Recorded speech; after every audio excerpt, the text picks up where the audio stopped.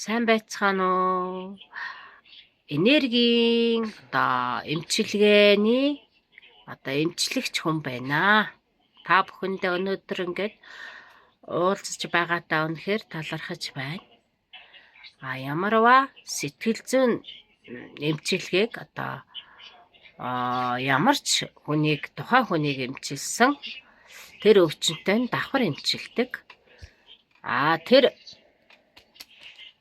хэрвээ сэтгэл зүйн заслаа эмчилүүлье гэвэл бас тусад нь эмчилж болдог. Нэгдүгээрт өөрийгөө тордохыг нэгт тавина. Өөрийг тордуулах ямарваа нэг янз бүрийн юмар үндэсний домын заслаар тордож болно.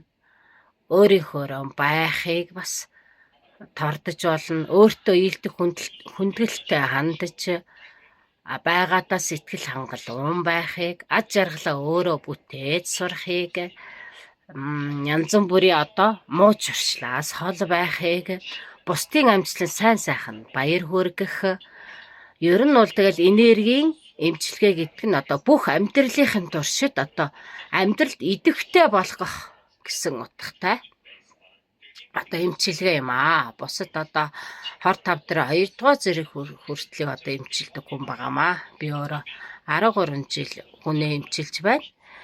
Жижиг зүйлээс ад жаргалыг мэдрэх, бүх зүйл төгс биш гэдгийг бас мэдрүүлэх, бусдад хичээж байгаад нь давхар баяр хүргэж ад жаргалыг мэдэрдэг тийм ээ.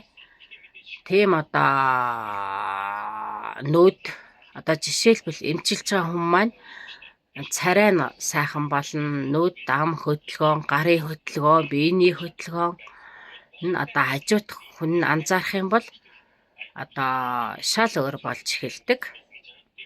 Хэн болохыг хүсэж байгаа, хүрхийг хүсэж буй тэр зорилгоо бас эргэн сануулахыг бас тархинд нь суухтал бас эмчилж өгдөг. Тархин сэргээд стрессийн хэмжээгээ анзаарч тухайн нөхцөл завсарлага авах. Завсарлага авах гэдэг нь стрессийн хэмжээгүй тэр хүн нь тухайн хүн нь ад жаргалаар өөрийгөө цагийг жинхэнэ авьяасаа өөрөө хөгжүүлж өнгөрөөх гэсэн утгатай амьдралын дараагийн алхам бэлэн гэдэгтэй өөртөө итгэл өгөх, шинэлэх санаа мөрөөдлийн биелүүлэх гэдэгт. За ингээд та бүхнийг